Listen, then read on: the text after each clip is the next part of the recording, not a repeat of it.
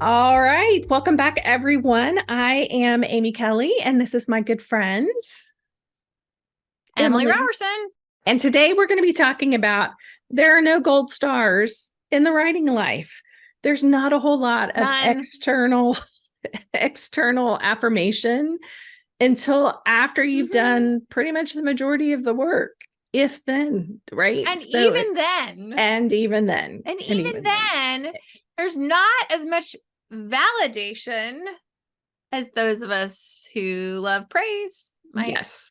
Yeah. So let's dive into that So, gold star thing. right. So when you're first getting started and you haven't been published yet, you don't have any followers, everything, you're starting from scratch. It can feel like you're screaming into the void, right? It can feel like there's no one to notice. But what I didn't know is that in a way that just kind of continues. I know from the outside, it looks like, oh, these people get, gold stars all the time, but not really. Like, really, it's a lot of working by Slog. yourself. And, Right. so it can feel like a slog, especially if it crosses with your expectations. You're not where you thought you would be.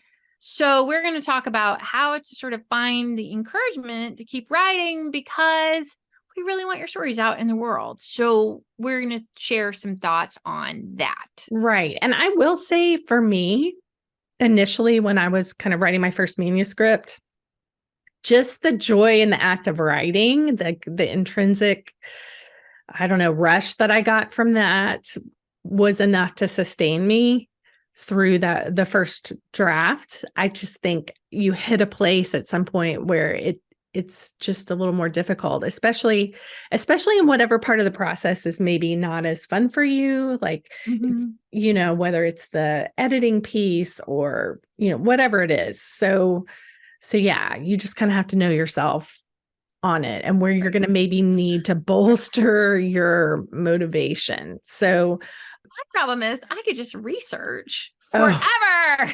for sure, for sure. And my thing is I can do all the like creating piece, right? Like the part I'm in right now, I have to be really careful to not get stuck here. And Right. I can do all kinds of things with my characters. Right. Or Before you actually actually have to get them up put them walking on the around. page. Yeah, right. So we have some thoughts. So one big one is to reward yourself, like really build in some rewards. One of the big problems with writing, especially writing novels, is that the end point is so far away that, it can take a year or two or 10 to write a novel. So you don't want to save all your rewards for like when you hit the end. So, like one thing that I definitely have started adding for myself is like if I get done with some phase, like I am right now on the first pass pages part of something, which is when you look through the manuscript printed out and you look at it and you see if I can manage to finish that this week, I am getting a manicure. If Yeah. I cannot finish it this week, I'm not getting a manicure. So I guess that's a carrot and a stick because my nails look pretty.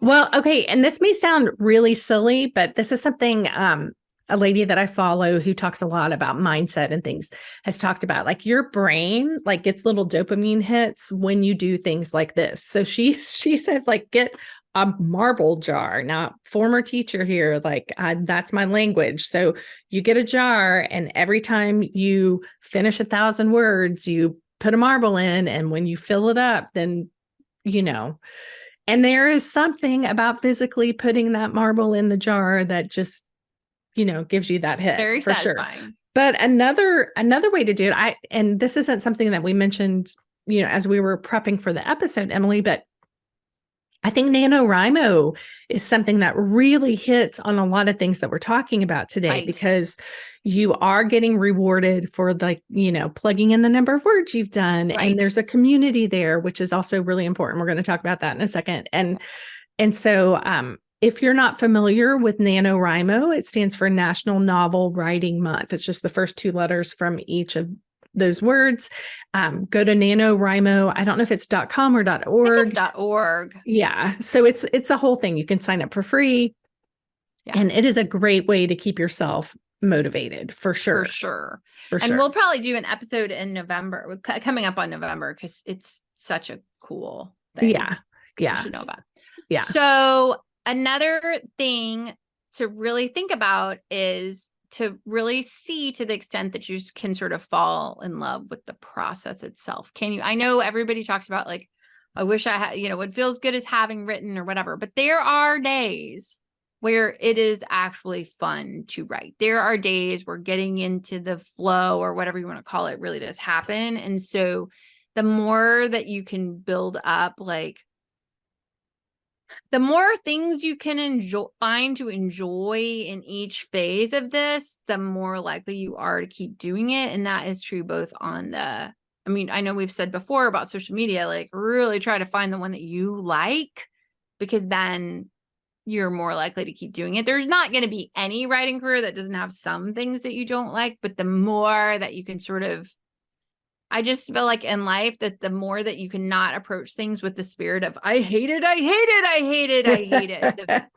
the easier it is to actually do it. But all that being said, no, it's hard for everyone. It's hard for everyone. For everyone. Well, and as you were kind of describing that, where there are hard days and then there are fun days, like I think there's a reason that people call their books their babies, because you're gestating them. And just like pregnancy, there are days that are really awful.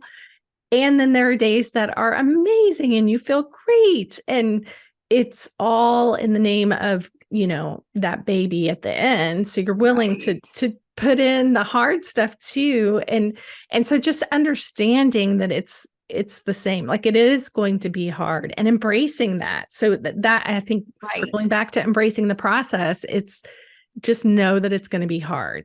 Right. And here is another piece that is really hard, but is so important. And this is really hard for me. So I'm going to say that I find this really hard. It is. Okay. So we tell you, build community, whether that's on social media or in real life, be around other people, other writers, and don't spend all your time comparing how theirs is to yours. Like, so there's this weird thing that I've been thinking really hard about lately. It's a paradox. You are a snowflake and you are snow. Mm-hmm. You are special. You are like no other thing that has never existed in the world. And you are also just one of those white things out on the pile that's outside. Like you're a snowflake, you're snow. Right. Well, and I think that the piece there, and I think I've heard Simon Sinek. Is that how you say it? Simon Sinek talk about snowflakes is, yes, you're a special snowflake, but that doesn't entitle you to any kind of special treatment or, whatever. Yeah, you're one of many. Right. So what I struggle with is I'll be having a hard time. I'll go on social media and then I'll see either everyone else is doing so great and amazing. Why do I even bother? Or everyone else it all sucks. The world's going to end. It's going to be taken over by AI. Why bother? And both things at the end of the day, you end up not writing. So the key thing is we're talking about building community, and we really do want you to build a community, but we want you to build a community around writing, around actually doing the actual work that you have to do to make a book, because no book exists without writing. Right. So what I feel like you're saying, Emily, is you really want to make sure that your community is one of positivity, one that's going to cheerlead.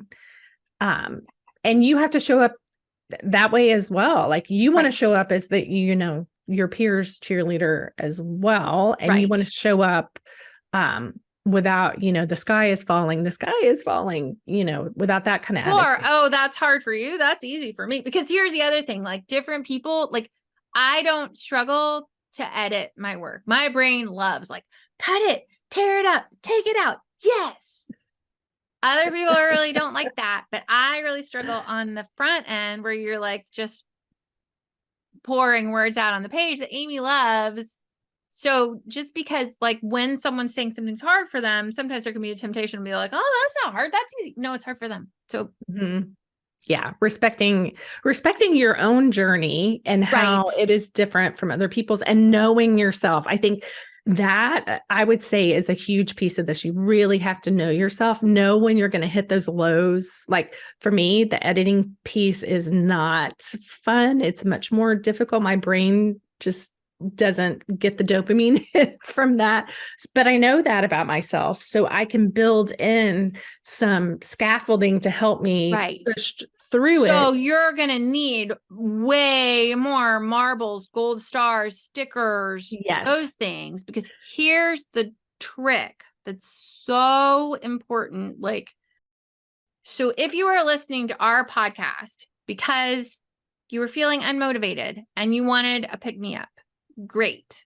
If you were sitting in your chair in your time where you said that you were going to be writing and you got hit by a load of like, oh my gosh, why am I even doing this? I hate writing, blah.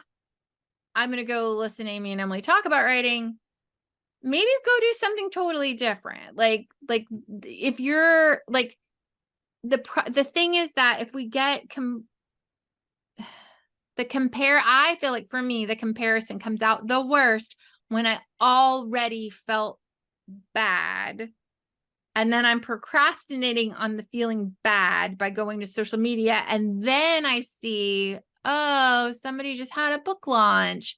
And then I feel worse. So is the thing you're doing taking you further and further and further away from your work or towards your work? Because I do know that if I do something like go outside and take a walk and don't listen to a podcast and just go outside and fall back in love with the world, then that part of me that wants to write to start with starts, it can breathe and it can grow. And then it's Right.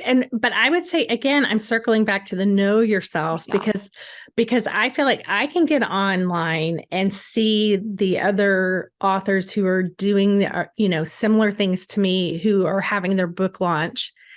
And a lot of days I can feel like, okay, they're doing it. If they can do it, I can do it. right. So again, it goes back to knowing yourself, because there are probably days where, yes, like, a person should not get on social media if they know they're in that headspace of, this is just, or heaping shame on me. Like, why can't I just sit down and write? Why can't I crank it out? Why can't I, whatever. So you just have to know yourself. Or if you feel like, okay, it's going to be a pick me up, it's going to Right. help. It'll do the 5 minutes being on there will be enough dopamine to go and actually write my right. pages. Yes, exactly. So the big thing that we want to really stress is that, we talk a lot about mindset on here, and the mindset that we really want to stress is hard days, easy days. You guys, this is worth it. And it's worth it So worth it. because your story matters. And if it's not finished, can't read it. So your story matters. And that sort of baseline mindset, we hope, is a tool in your toolbox to sort of get you moving forward in the world. So what's some practical steps people can do from this place? So I would say really finding that community, that would be the number one thing that you can do, because otherwise it's really easy to get stuck in your head and just kind of spin around in circles. So really trying to find your community, and making sure that it's that cheerleader community that's going to, rising tide lifts all boats, versus the competitive, negative, mean, or Chicken Little. right. Or, Eeyore kind of, if anything. Yeah, exactly. Debbie So Downer.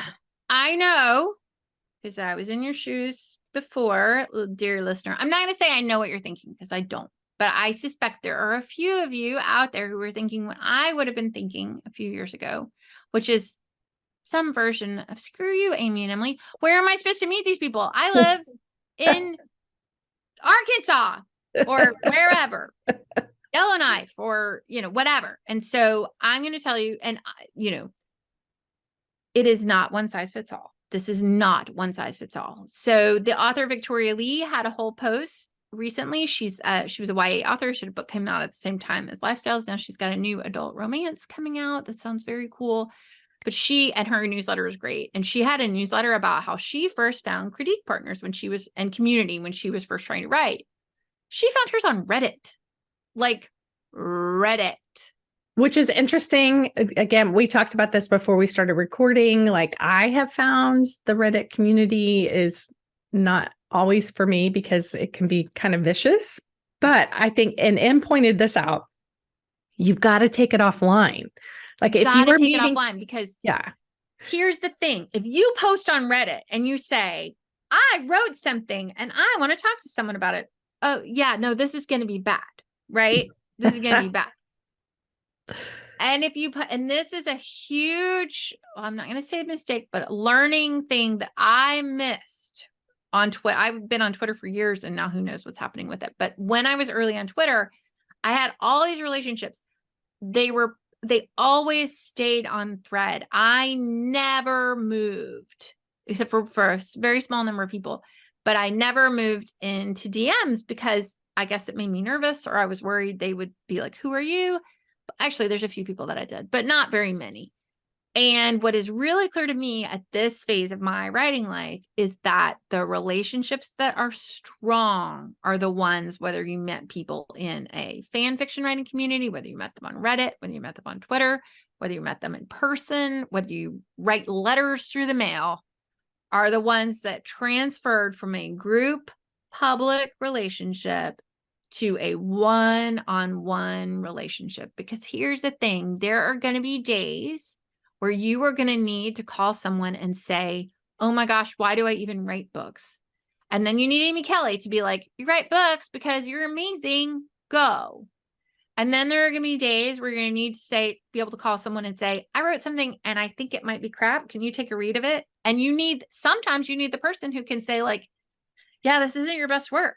Sometimes you need that person, but you don't need that person on the day that you're thinking of quitting. That day you need your Amy Kelly in my case. Well, and I would say this too. I really feel like we need to talk about, you have to develop these. Like, you can't just show up in a community and say, hey, I want to be part of your critique group, or, or whatever. You have to, it takes time and patience. And I love the way Brene Brown puts it. She talks about being, getting to know someone and showing them your twinkle lights versus your floodlights. So having that visual really helps me. Like, am I twinkling here? Am I just sharing little bits and pieces and taking the time to kind of go back and forth and get to know someone?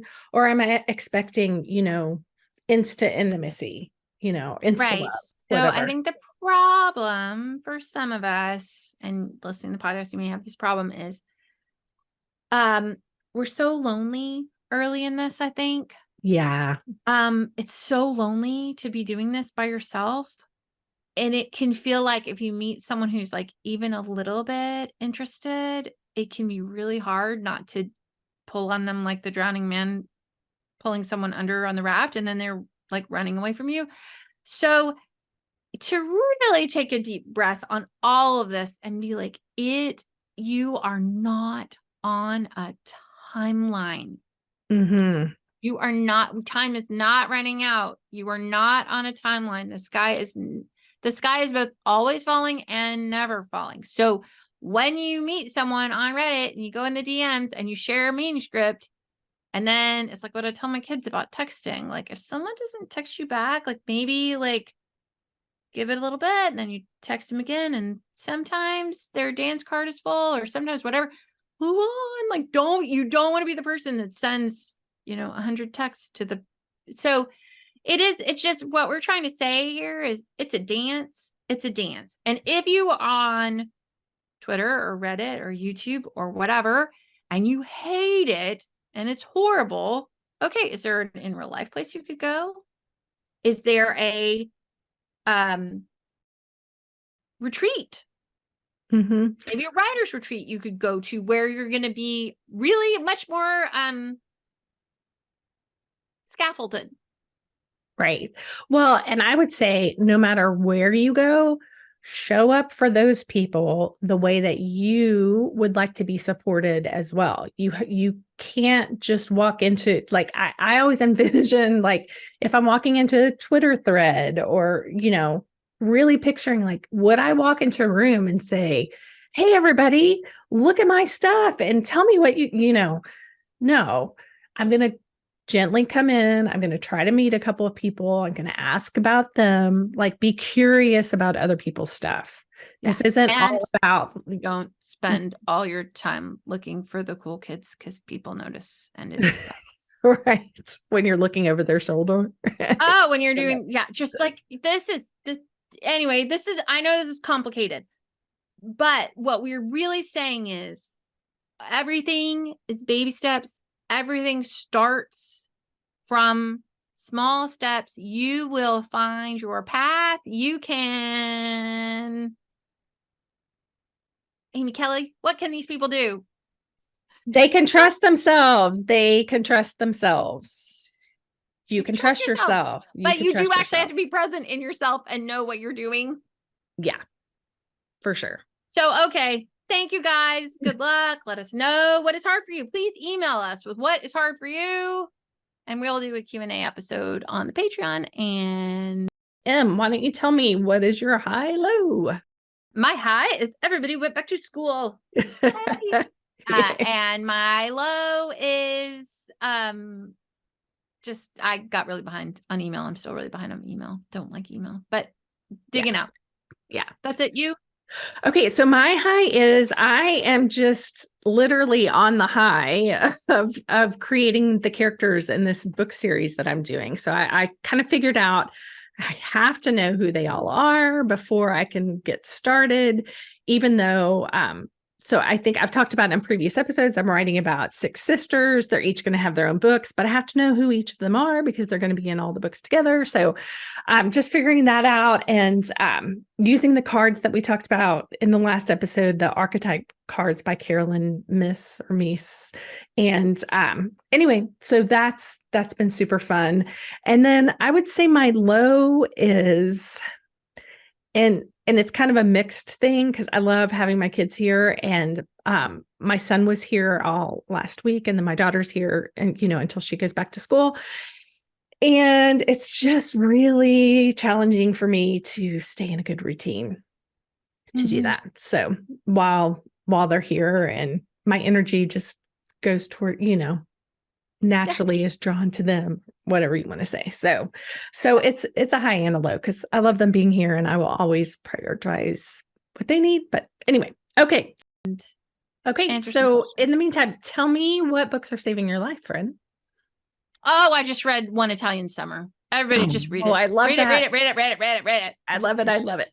Yes. The twist. Her twist. Mm-hmm. So good. I was like, so good. Anyway, so good. Read it. Good. Okay. And I read and I loved it. So there's an author who has a book that I'm on the waiting list at the library to get called The Fourth Wing. Her name is Rebecca Yarros. Yes, I've heard of this. I haven't read it yet. Okay. So I thought, well, I'll look at her other stuff. So she has a book called In the Likely Event or In the Unlikely Event. And I loved it so much. It's a romance. It definitely had a lot of spicy spice.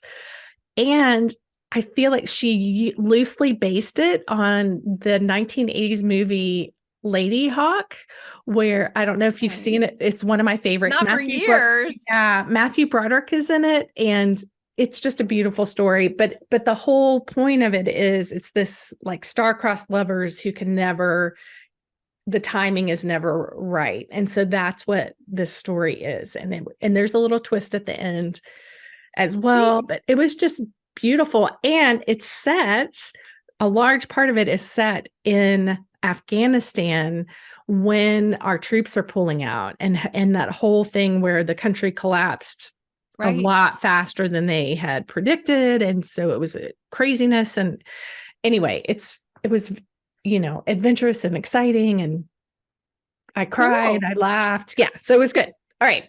So yes, you've already mentioned we do have a Patreon where we offer a Q&A session monthly. And our next Q&A session is going to be on character building and also on marketing, using your characters in your social media to kind of share your work in progress. So we are super excited about that. We'll get Send you us guys your questions. Yeah, and we'll give you guys dates probably in our next episode to let you guys know when it is. I'm thinking September will be when that is. So, yes.